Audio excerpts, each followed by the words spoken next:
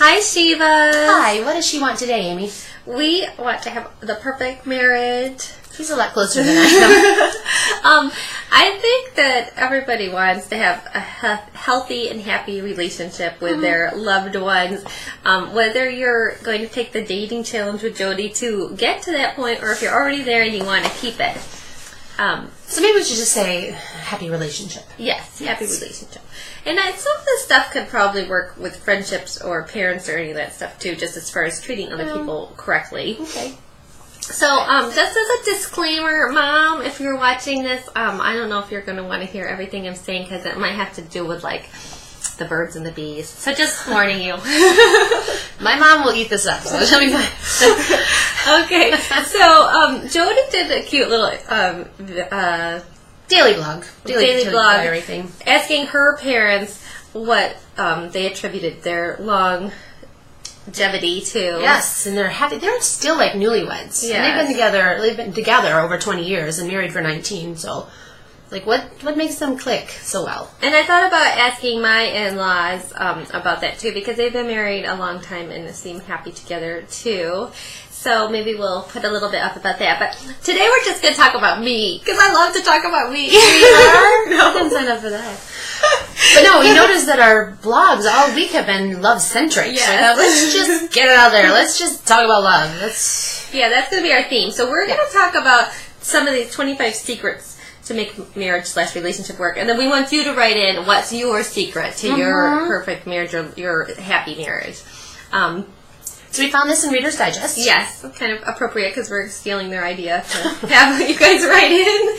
But the first thing is we're best friends. And it says right after that, it's important to really like each other. And both Mom and Al, when I asked them, one of the first things they said was, we like each other. Yeah, that's really important. I think that you do need to really like your spouse or partner in addition to just being in love. Because you could be in love with anybody. You really have no choice. I didn't know that was an option, not to like your... Oh, God, yeah. Haven't you been in love with people that you didn't really like as a person? No. I think back of some of your ex-boyfriends. Well, I don't like them now. I guess I liked them at the time. I think, but the next thing they say is that they talk about when sex becomes less important, you need to make sure you enjoy doing the same things. My advice would not allow the sex to become less important. It's like I just said to Jody, there is one thing that you do with your spouse that you're not supposed to do with anybody else.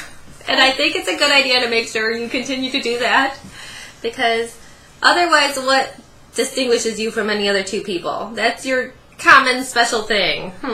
And you don't really want either one of you going somewhere else for it. Well, okay, yeah. You know? Yeah.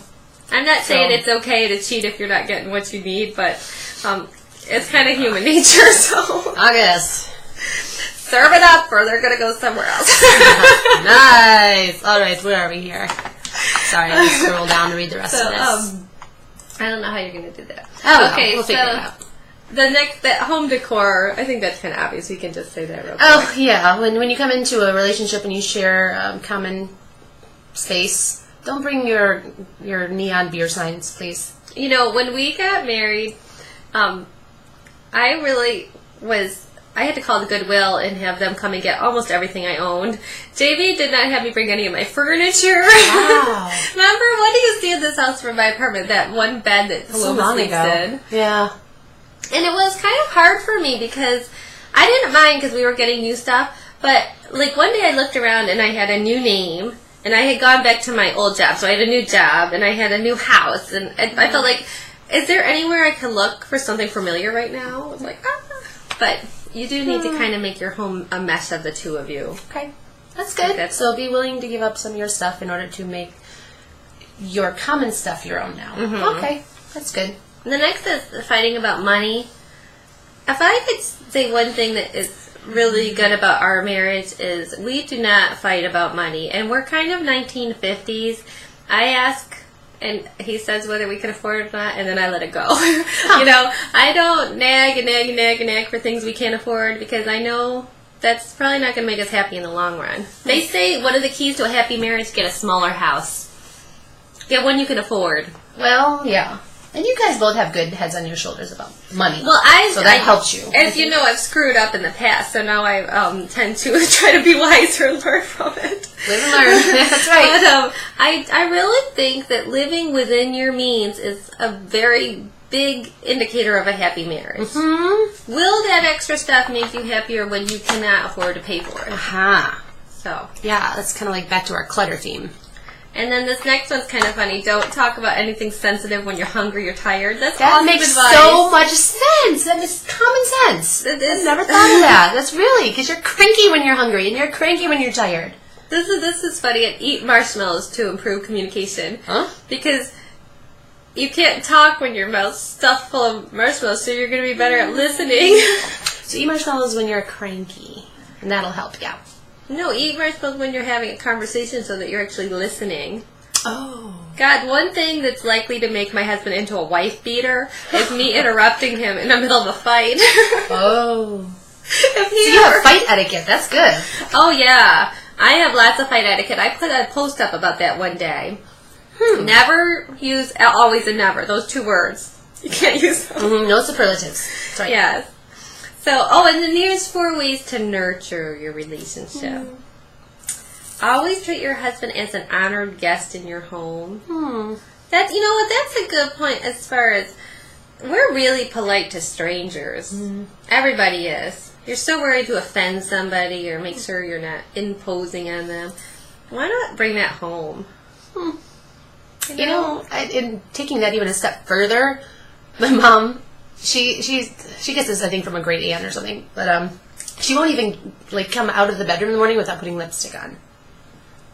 Wow, that's pretty. Yeah, because she wants to look like her husband. I mean, she's never slouchy. Have you ever seen my mom look slouchy? No, but that's a Never. good point too. Is you know, when you get married, that does not mean you have to give up on how you look. I mean, you should probably take as much effort to impress your spouse, guys and girls, as you do some guy you haven't even met yet down at the bar. Good point. Good point. You know? Yep. I think it's nice to make someone feel special enough that you put lipstick on. Exactly. Exactly. Okay, what's next? We purposely sit next to each other on the couch each night. Oh. Okay. It makes you have to be physical, they say. Yeah, I think that's important too. Just touching. I don't think my husband would like that. Really? I've tried sitting next to him on the couch, and he kind of...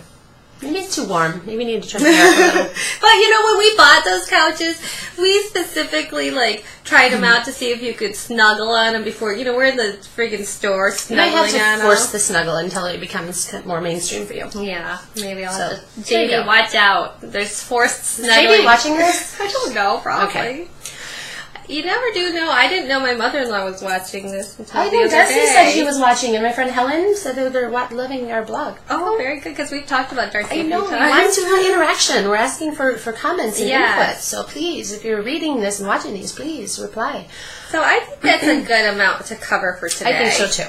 But we want to know what your secret is. So tell us, what is your key to having your happy marriage? Because we know they're out there, and we want to up the percentages of people who are staying happily married. Yeah, and things that you've learned along the way, mistakes you've Yes. made and you've improved upon or have changed kind of the way you're the dynamics of your marriage. So any little kind of helpful insights, that's what we're looking for. Yes, because you know what? That's what people should be doing more of, is sharing all this amazing insight so Yeah. that, you know, that's a theme now at wedding showers, What? to bring in marital advice. Yeah. Yep.